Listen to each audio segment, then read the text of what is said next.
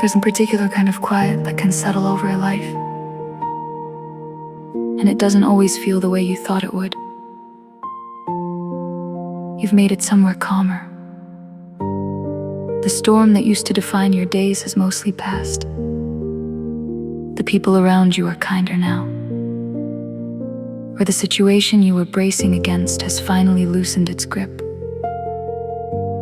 Or maybe you simply moved far enough away from whatever it was that kept you on edge for so long. On paper, things are better. In many ways, things are good. And yet, some part of you is still waiting. You wake up and, before your feet even touch the floor, some quiet mechanism inside you begins scanning. What's wrong today? What did you miss? What's about to fall apart? You look around at a life that is, by most measures, steady, and instead of relief, you feel a strange restlessness you can't quite explain. A low hum of unease that has no obvious source. A sense that you're standing in a room that's finally warm and still can't stop shivering. Maybe it shows up in small, almost invisible ways. You finish something that used to stress you, and instead of savoring the relief, you immediately start looking for the next thing to worry about. You have a good week and find yourself weirdly on edge, as if happiness were a ledge. You might fall off. Someone asks how you're doing and you say fine, and it's even true. And still there's this quiet ache underneath it that you don't have words for. A sense that you should feel more settled than you do. If that's you, I want you to know that you're not broken, and you're not ungrateful, and you're not doing peace wrong. You're simply someone whose life got quieter faster than your nervous system knew how to follow. And that gap between the calm that surrounds you and the calm you can actually feel is not a sign that something is wrong with you. It's a sign of everything you've been through. So let's sit with this together for a while. Not to fix you, because you're not a problem to be solved. Just to understand something tender about how you've been living and how you might, slowly, begin to trust the very thing you spent so long hoping for. When life gets quieter than you expected, think about what it takes to survive a long, difficult season. Not a bad afternoon, not a hard week, a long stretch where you had to stay alert, stay ready, stay one step ahead of the next thing that might hurt, or disappoint, or overwhelm you. During a time like that, your whole being organizes itself around a single question. What do I need to do to get through this? You become efficient. You become watchful. You learn to read the smallest shifts in a room, in a voice, in your own bank account, in the tone of a message. You learn to move quickly when something goes wrong, because something going wrong was normal, and hesitation felt expensive.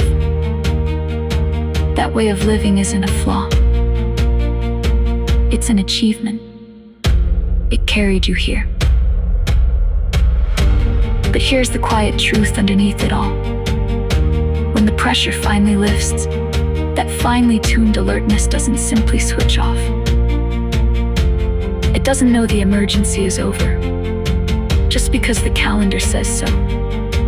It keeps running in the background, still scanning, still bracing, still expecting the next thing. Because for a long time, expecting the next thing was exactly what kept you safe.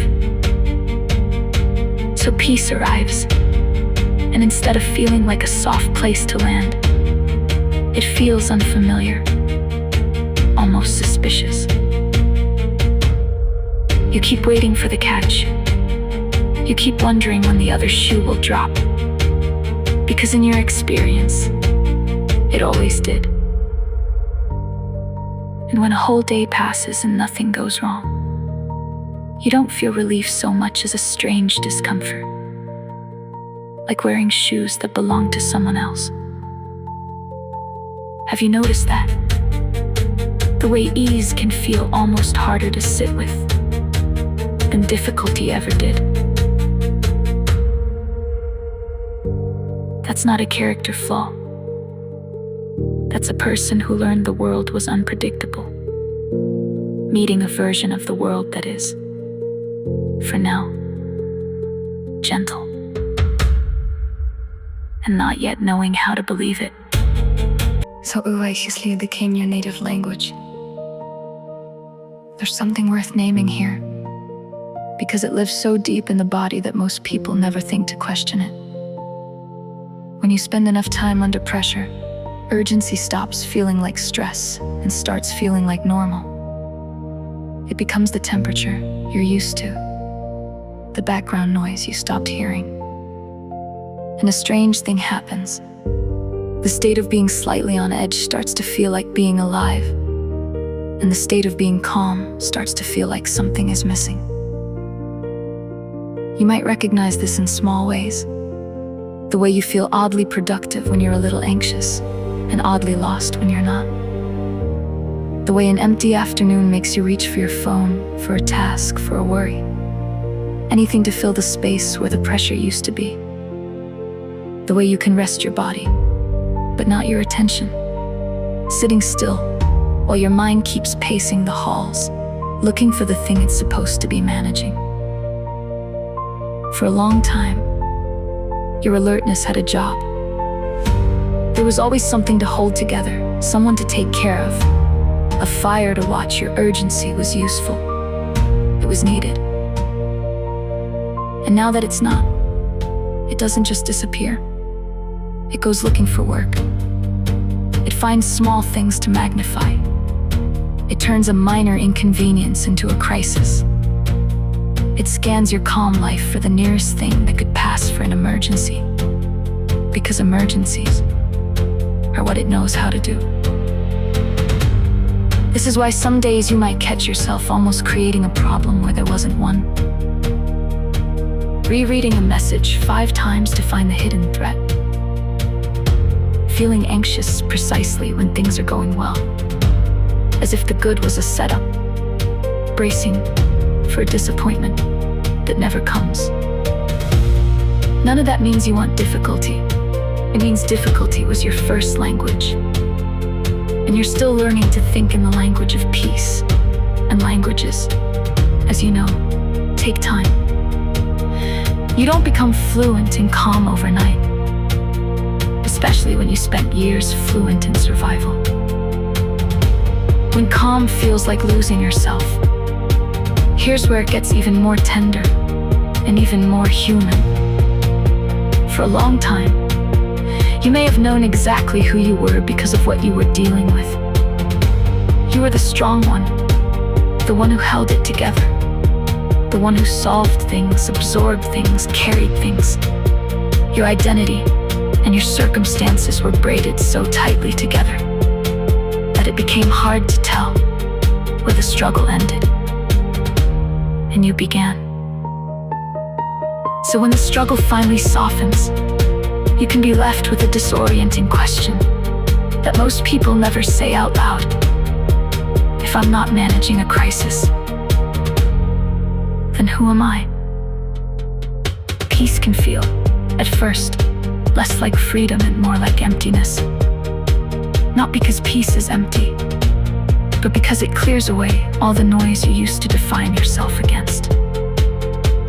Without the constant demands, without the next problem to solve, you're left standing in a wide open quiet. And you may not recognize the person standing there. I want to gently name a few of the ways this shows up, because I think you'll know them. There's the guilt that arrives the moment you try to rest. That itchy sense that you should be doing something. That stillness is laziness. that you haven't earned this softness. There's the boredom that feels suspiciously like unhappiness, when really, it might just be your system, so used to intensity, not yet knowing what to do with an ordinary, uneventful, perfectly fine day. And there's that strange hollowness that comes when nobody needs you to fix anything, when there's no one to rescue, no situation to steady, and you suddenly don't know who you are, when you're not being useful to someone. Let me be clear about something. The emptiness you feel in the calm is not the truth about your life. It's the echo of a self that was built for harder times, needing a moment that no longer requires that version of you.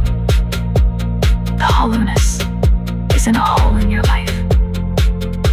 It's space, and space feels frightening, only until you learn that it belongs to you. That it's not a void to be filled, but a room you finally get to live in.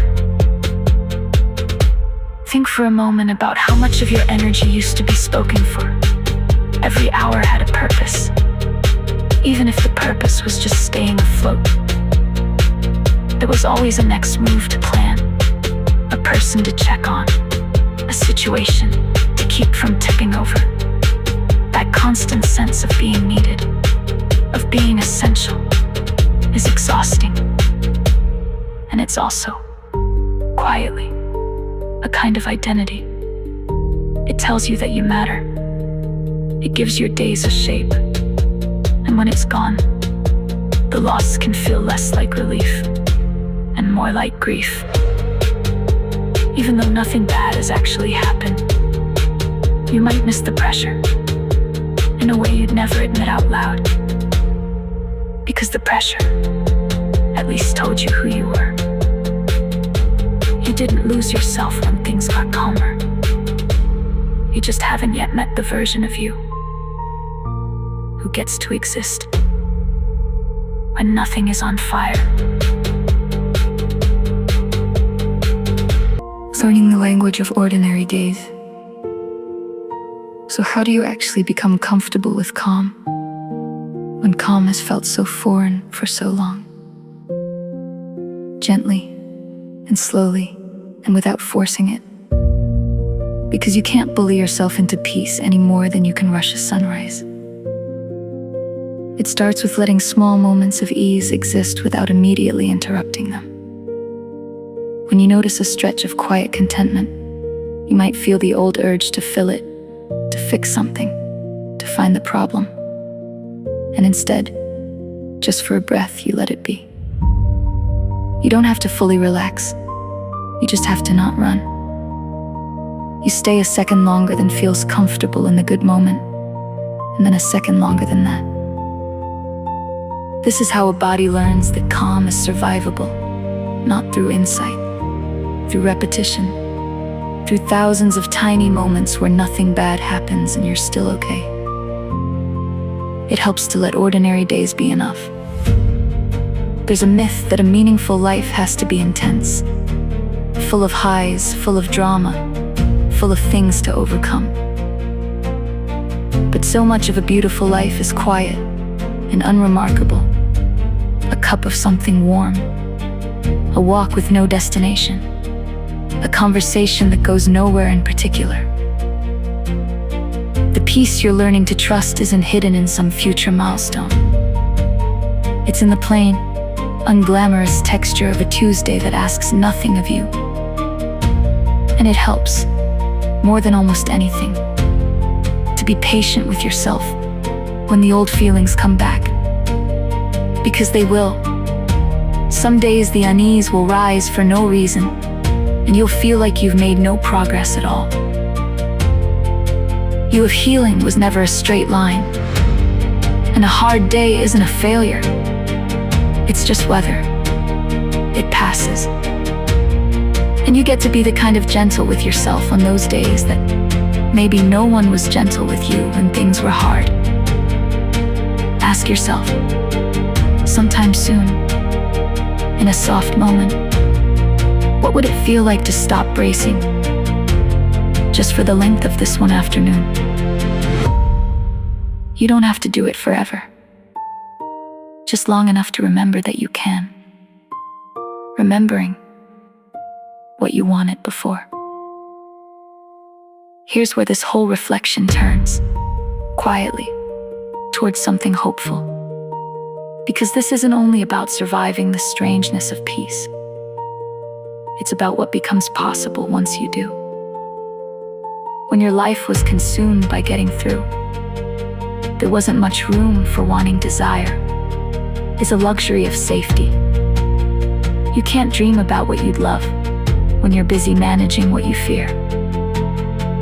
So many of your own preferences, your curiosities, the things that used to light you up, may have quietly gone dormant.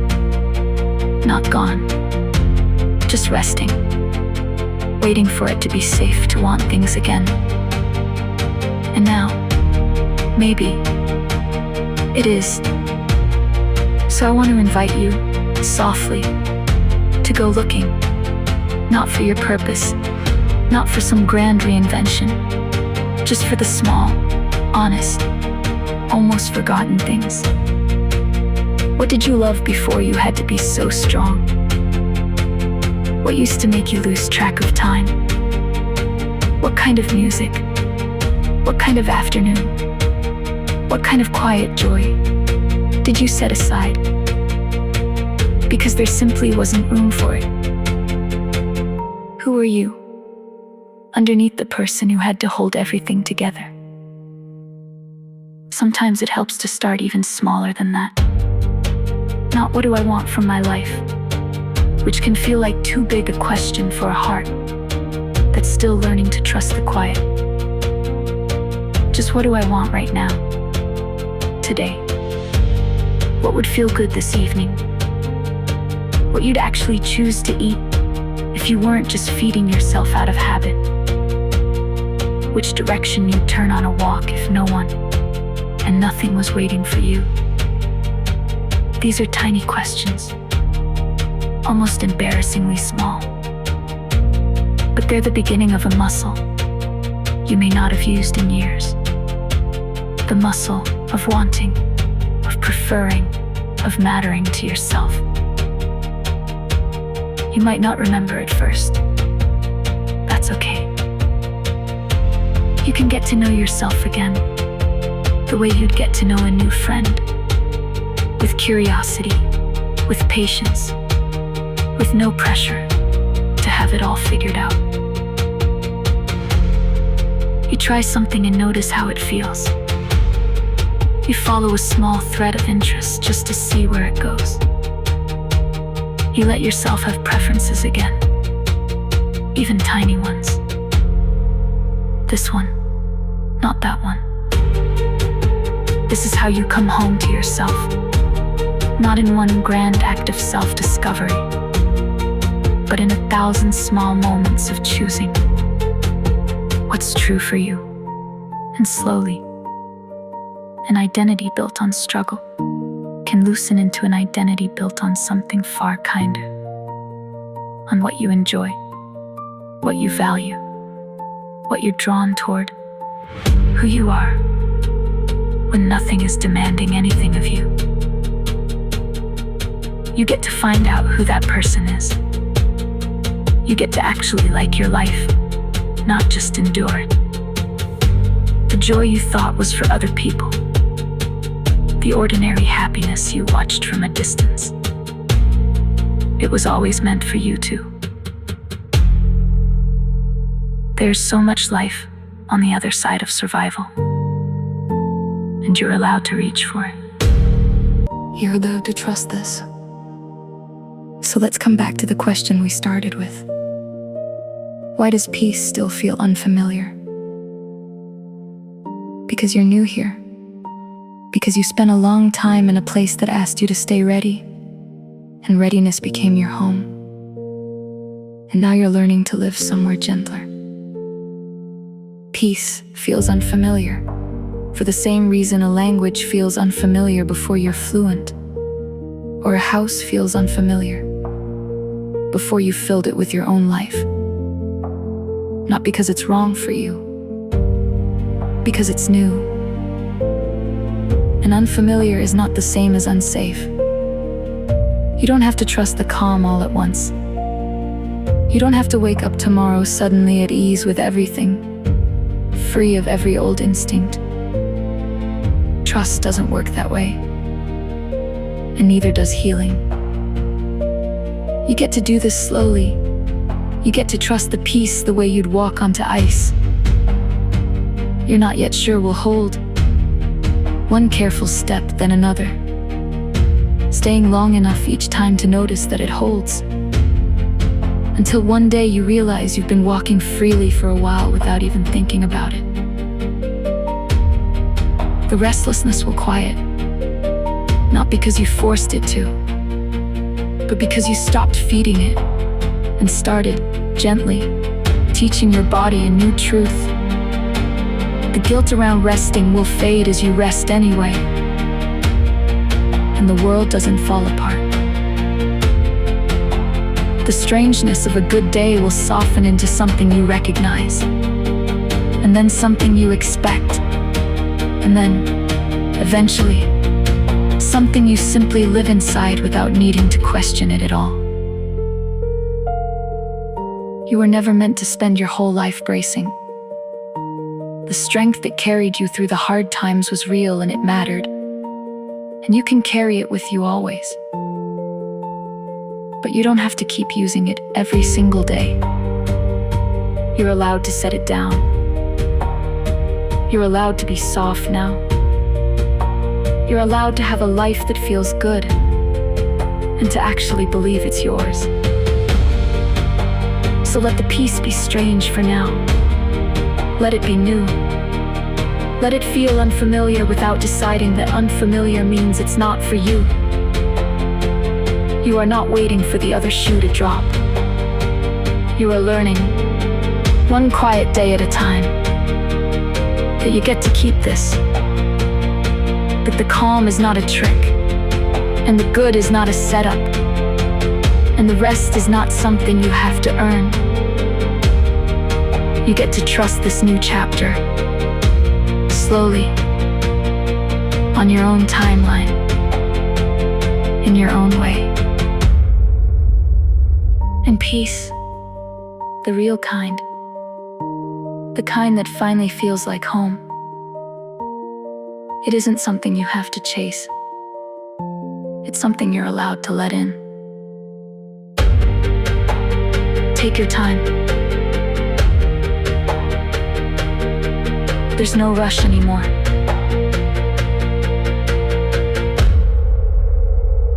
That was always the whole point.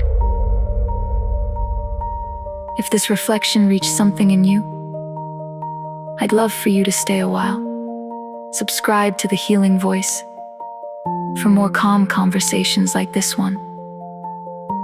Gentle reflections on healing, self-worth, emotional growth, peaceful relationships, and the tender, beautiful work of building a life after the hard part is over. Whenever you need a soft place to land, this space will be here.